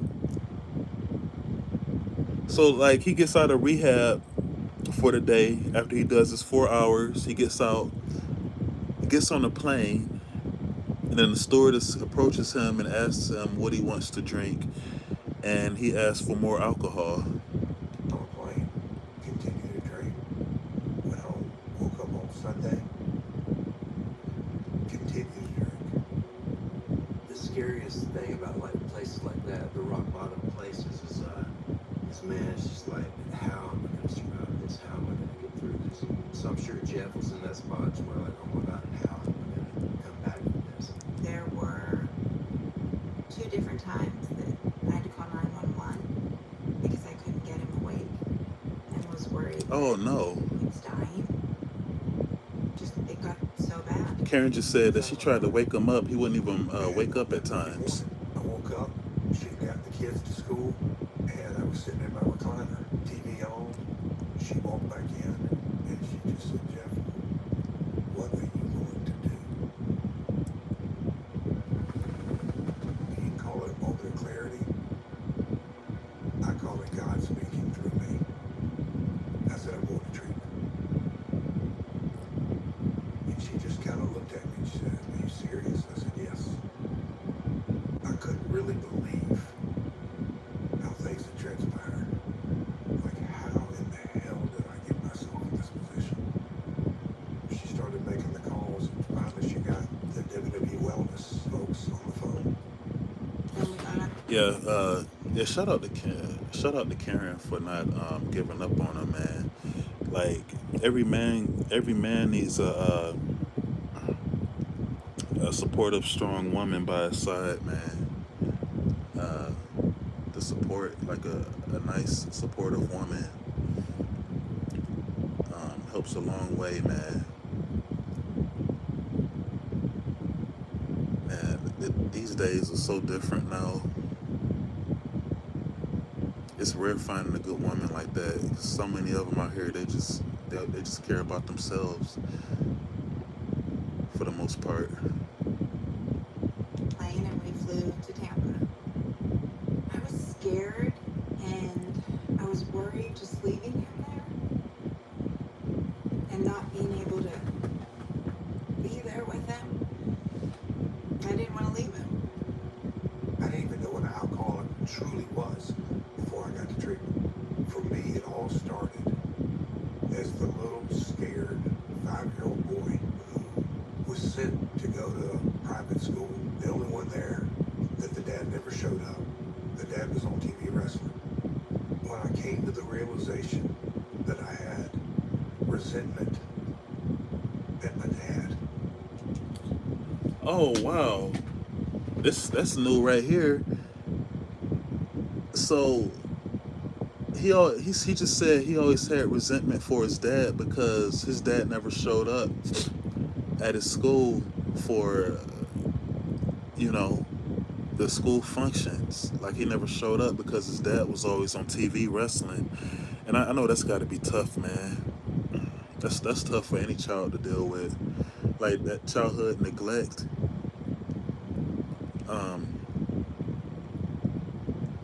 That can put a long-lasting effect on someone as an adult. Just not getting the attention that you want. You feel like the only attention that you do get, when you do get attention, is when you do something wrong, or when somebody wants you to do something for them. Like parents out there, let your kids' voices be heard. Like, don't shut down their thoughts and opinions. Let them speak. Let them speak their mind. Estrangement on any relationship is painful, but I liken it to dragging a massive ball around on your ankle. You're pulling that anger, you're pulling that resentment, you're pulling that bad relationship. But we knew that wrestling had, specifically TNA, had really driven a wedge. And since that, we had time to reconnect, and he knew that I had a problem. When Jeff reconciled with his dad, it was definitely a tough thing. I'm grateful that it happened. Understanding that when Owen fell 82 feet to his death, and I was in the ring and walked through the crater that his body left, and me sensing it. Man, that is so messed up, man. Yeah, Owen Hart and Jeff Jarrett, they were close buddies, and he just said that because he had to have a match right after Owen had fell and died, man. After finding out that his best buddy had just died, and he said it was a crater It was a small crater in the ring from where he landed at, man. That's that's a lot for somebody to take. Like losing your best friend, losing your wife to cancer, having an estranged relationship with your father, like not having that, um, then dealing with Dixie Carter and TNA, getting fired, losing power of TNA pretty much. Uh, yeah, Jeff Jarrett went through a lot, man. Stuffing it. Like I could see why he had the drinking problem. That's a lot. That's a lot for a person to handle. And putting on an emotional mask that I had no idea I had on. Dealing with the passing of my first wife with 3 kids, and knowing that I've got to Yep. run an organization. 3 I kids. got to be a dad. I've got to wear these masks. I didn't even know who I was at this point. In those 56 days, I finally got really rigorous, honest with myself. Got out a few days before Christmas. I was super grateful just to be home and alive. To see him, like, you know, go to treatment and just be the greatest human being he possibly can be. It's just so inspirational. The first Sunday of 2018, the phone rang. It was WWE. Went into the bathroom. Karen, I just got a phone call. And she just stopped in her tracks. And we connected eyes through her looking in her mirror. Vince wants to put me in the Hall of Fame. I was completely overwhelmed with emotion.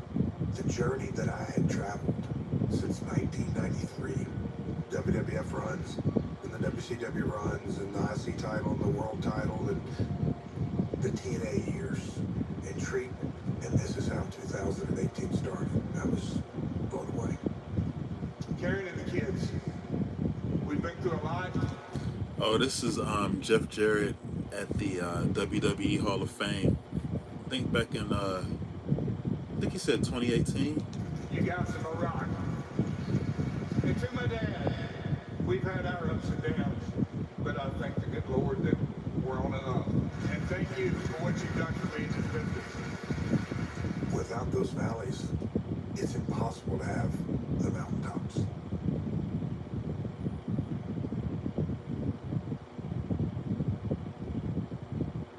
Now, where Jeff Jarrett is at in 2026, I work for AEW, and AEW is founded by a guy who, at the very end of the day, we're so aligned in one thing, and that's the passion of professional wrestling. Jeff has so much experience in pro wrestling. He's been involved in thousands of wrestling live events all over the world. All right, so Jeff Jarrett is in AEW now at this point. So I love having Jeff in the office. I don't even really know how to put it into words, because when I started at AEW, I was a heel. And then all of a sudden, I'm asked to be in the Owen Hart Invitational Tournament. The producer sat me down. It's like the camera in front of me now. They asked, "Hey Jeff, what does Owen mean to you?" And to this day, I've got it emotional.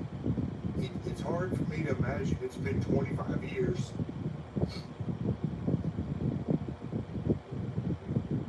But there's so many things about Owen that I Man, that Owen Hart fall, I still remember that.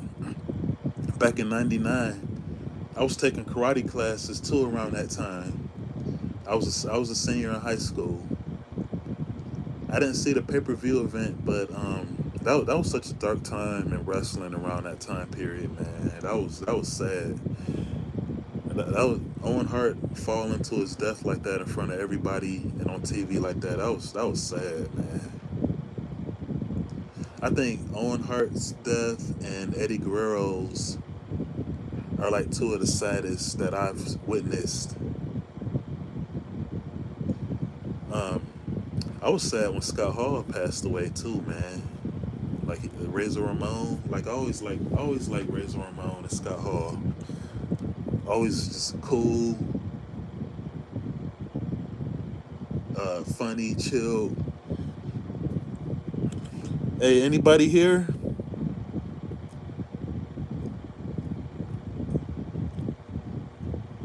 Anybody here in the chat?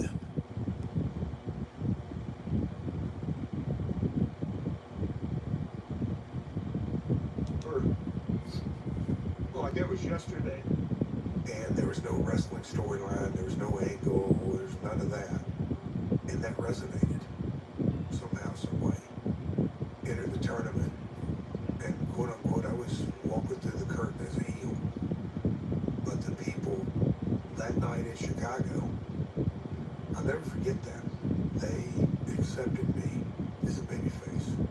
There was a massive full circle moment for myself. That the kid from Hendersonville, it was special. I think Jeff Jarrett is in a great place. He's sober, he's healthy, he's happy, looks great. For all the hard-hitting action and wrestling he's been through and the great matches, Jeff still moves around like a young man, whether it's competing in the ring or helping train the young wrestlers, where Jeff has great ideas and great insights. I think Jeff's greatest joy is working with younger talent. He loves teaching. He loves watching people grow, become stars. There's a certain gratification in contributing to the making of a talent. I'm more excited and engaged and passionate about professional wrestling today than I ever have been. Jeff will never retire. He will be 90 years old and somehow still contributing to this business. I'm very grateful for Jeff Jarrett taking the chance, rolling the dice, starting TNA himself, and making that into a place. Like he's changed the business. I mean, there's no doubt about it. And he's been heavily influential in the business, and I think he will be for a long time to come. Between Jeff's understanding of the business, Jeff's eye for talent, Jeff's dedication, Jeff's commitment, Jeff's hard work, if Jeff would have never lost control of that company, God knows where TNA would be right now. I mean that from the bottom of my heart. Nashville, Tennessee has been the home of TNA wrestling. Yeah, it's been a lot of times where TNA looked like they was about to lose. Yeah, still kicking. To be a pro wrestler in TNA Was almost gonna fail. And the last couple of years has been so great for my brother and I. And whoever said that they wouldn't last, I mean, they are proven wrong. I hope the fact that TNA is still alive and kicking makes Jeff feel proud. The entity that's called TNA today, although it is a completely different company, wouldn't exist had it not been for Jeff and Jarrett. TNA is absolutely thriving today with everything in it's gone through. It feels like TNA is just a microcosm of Jeff Jarrett's life. He's still standing somehow. The story of TNA is the story of Jeff Jarrett because TNA is Jeff Jarrett. If Jeff Jarrett would have disappeared when Joe Godsick had passed, if Jeff Jarrett Hey, Nurse Petty. with all the drama, Hey, the show about to go off now. if Jeff would have disappeared, How you doing? Good morning. How you doing? 17 and wouldn't have kept just fighting. Uncle and Alert. going back and Hey, thank you for the gift. no rational reason Oh, thank you. then we don't have one of the greatest success stories that's ever transpired. Now, how many times you get knocked down? So many times you back up. And a lot of people get knocked down. Happy weekend, y'all. Backs, but every time he's gotten knocked down, he's gotten back up, coming back stronger. So Yeah, I was going over this. Stupid, naive, an idiot, but I bet on myself. And that is something that I can look my children in their eyes, get up to bat, get in the game. Yeah, I was just got done It watching. makes life so rewarding.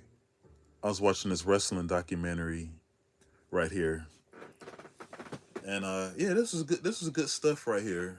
Yeah, Um, it told a lot of stuff that really took place behind the scenes.